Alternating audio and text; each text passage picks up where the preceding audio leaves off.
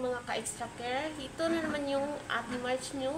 Magawa tayo ng biscuit pudding. Arabian biscuit pudding. Yan, sa atin mga ka-ate, ano to? Ito yung tinatawag na Graham. Yung Graham sa atin.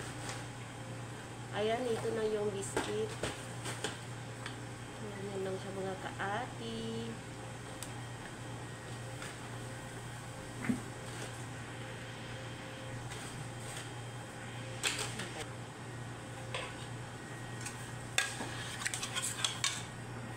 So, ilalagay na natin ang ating custard.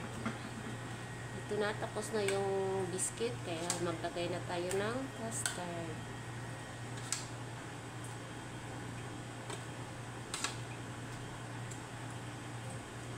Masarap to mga kaati, pang dessert. So, kayo na mag-ano sa condensed na ginagamit yung sa panis.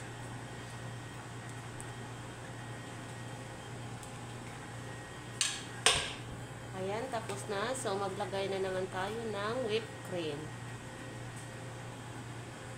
Ganyan lang.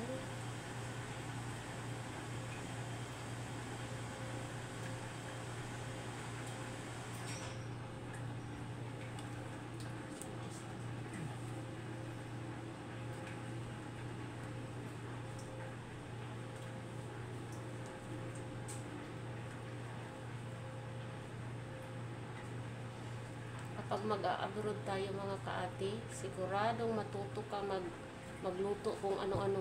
Kahit ano-ano na lang yung pinapaluto sa amin. Kaya ito, sa amin, taga-kain lang ata po.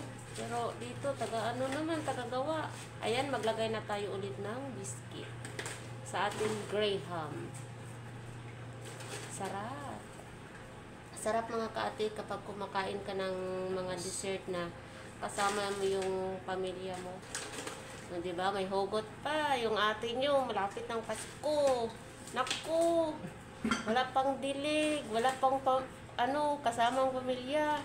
Ngayon, huwag kayong ano-ano yung mga pag-iisip nyo dyan, ha? So, ayan mga kaati. Tapos na naglagay ng biscuit. So, uulit-ulitin lang natin yung paano ginawa yung una. Ganun pa rin sa sa huli. Hanggang sa huli. Hanggang sa huli yung tayo pa rin dalawa mga kaati. So, huwag nyo akong kakalimutan. Kaya, samahan nyo ako mga kaati. Huwag kayong ano-ano dyan. Ayan na. So, tapos na siya mga kaati, maglagay na naman tayo ng whipped cream. So, naku, paulit-ulit na lang talaga, hay. Buhay talaga ng tao. Lagi na lang paulit-ulit. Walang kasawaan. Tulad ng mga namin dito, laging kumakain. Hindi naman marunong magluto. Ay, naku. Madamay lagi sila. Madamay pa yung mga amo namin dito sa pagod kami. Nga, wag silang ano-ano dyan kasi hindi sila magluto, kain lang sila. Sila kainin. Baka makalimutan namin, sila yung makain namin. Humanda sila, ubo sila. Ay, kung ako, hindi ako kumakain sa kanila, hindi sila naliligo araw-araw. Hindi talaga ako kumakain sa kanila, promise. At alam ko yun, hindi sila naliligo araw-araw kasi ako yung naglilinis sa CR nila eh. Kaya ayaw kong kumain ng taong walang ligo. Naku! Walang ligo lang tong ate nyo. Tapos kakain pa naman ako ng yung walang ligo din. Puyag! Harapan natin. Kung kakain ako sa kanila wala silang ligo, uy, wag na. Ano yan? Tahong? Na kahit walang hugas, masarap. Masarap pa guys. Hindi ko pa naranasan yun eh.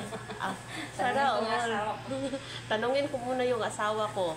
Mamaya chat-chat ko yung asawa ko kung masarap pa yung tahong na walang hugas.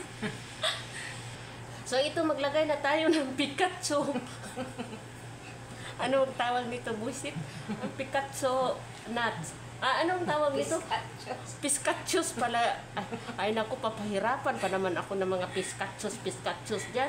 Mani na lang mga katiyoy para mabilisan. Ay, wag nang yung mabulol-bulol pa yung bunganga Mani ko. na bakla kay green. Ano to, berde to eh. Parang mani na bakla to kasi berde eh. Ayan na mga kaati, maglagay na yun ng Picasso. Picasso na lang mga kaati, wag na yung pistachio. Ay, pahihirapan ka talaga ako ng pistachio na yan. Wag na ay. Pikachu kasi mabilis lang yun. Pikachu yung alam nyo ba yung cartoon na sa movie mga kaati, yung Pikachu, yung may mahabang buntot. Ayun na, yun na lang. Wag na pahirapan nyo yung ate nyo. Kayo na lang dito, be. Kung papahirapan nyo ako, kayo na lang gumawa dito. Marang, ako na lang yung makinig. Ayan, tapos na. Nilagyan namin ng berde na mani. May bakla. Baklang man ito mga kaati kasi berde eh. So, ayun, tapos na yung natin. Ay, masarap. Gusto nyo? Gawa kayo ng inyo. Kasi hirap to gawin eh. Kaya, thank you for watching mga kaati. Bye-bye mga ka-extra care.